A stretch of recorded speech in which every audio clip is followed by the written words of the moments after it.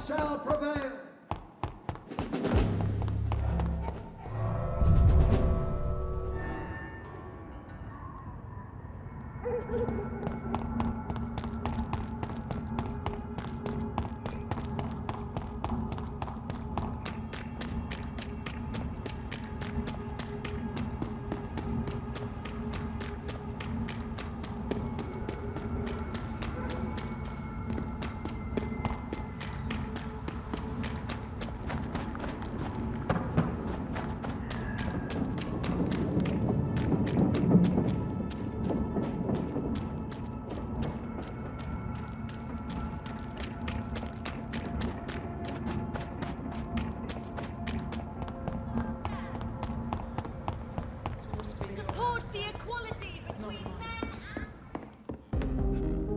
Good evening, sir. Please forgive me for disturbing you. I'm a doctor. I never judge a man by his title, but by his attitude. And you are not disturbing me at all. I am Calhoun Russell, and I welcome you. Well, I must admit it's good to receive a warm welcome for once. I'm Jonathan Reed. Welcome, Dr. Reed. Welcome to my humble shop. How is the situation in this part of town? Life is good and peaceful. We're lucky to live in such an era of progress and wonders. Are you not concerned about the epidemic? Oh, I'm sure the authorities would take the appropriate measure if the danger were that high.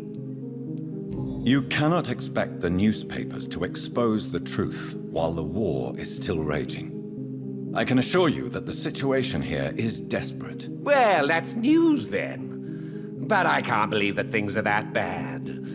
Are you sure you're not exaggerating a bit? For the thrill of it? Is it not a little too late to be trading? On the contrary, it is the perfect hour. Believe me, my friend, it is always at night that you meet the most fascinating characters.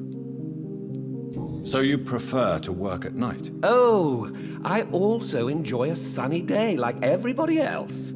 But the night always has a certain je ne sais quoi of its own. But what about the epidemic? The bombs and raids? And all the random violence? Please, sir, this is London, England. We will prevail. And if a bomb must fall on my shop, then I'll be there to hear it falling. What can you tell me about this place? I recently found the best steak and kidney pie in the city. I'd be glad to share the address if you want. Finding a good restaurant? Is that really all that interests you? Oh, I have many passions, but nothing brings me ecstasy like subtle and exquisite flavors from my teeth to my belly. I must confess, I have quite specific tastes when it comes to nutrition. Really? Well, I'm always happy to try new exotic meals. If you ever find an intriguing table, please share the address. Do you have any family nearby? Not since my parents died. I'm London's lone gourmet. London's lone gourmet? What a strange title. I used that name in my early years when I was a food critic, and I kept it. Really? But you seem to be such a pleasant and sociable fellow. I'm afraid the real hedonist has to be sometimes. I discovered ecstasy as a solitary pleasure, but it does not mean it can't ever be shared. Calhoun, tell me about your relationship with Doris Fletcher. Oh, Doris. Cold fire and burning ice trapped in a perfect body. Our passion was as intense as it was brief. What an actress. You sound surprisingly sad. Have you regrets? I think of her as a divine dish. I'm glad I was able to taste it, but I regret I could only get a bite of her mystery.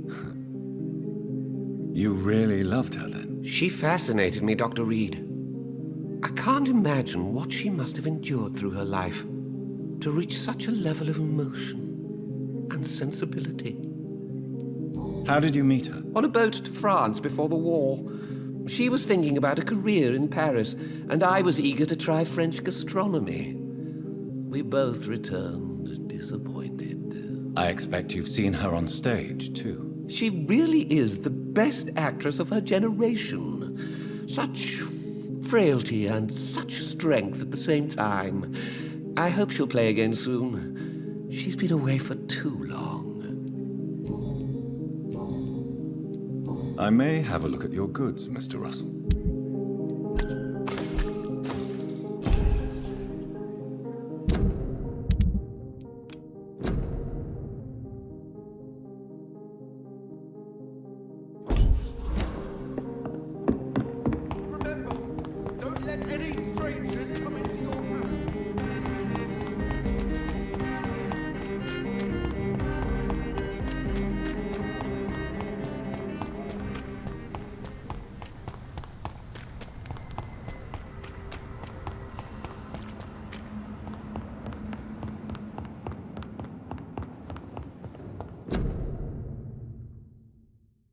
A restaurant where the guests are blindfolded before being seated. Intriguing.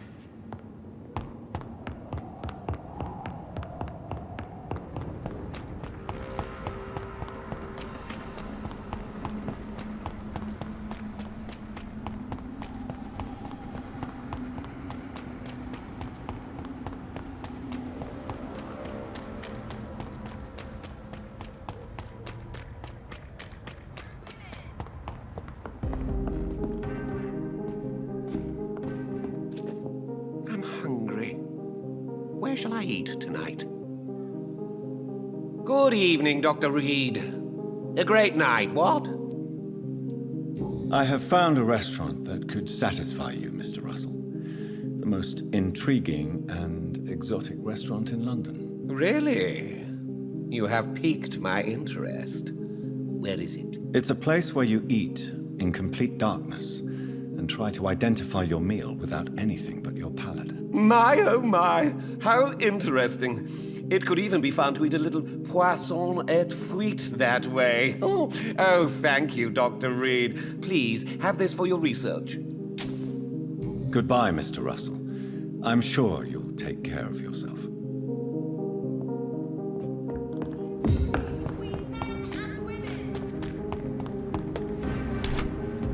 Stay tonight. Your room is ready. I feel like reading.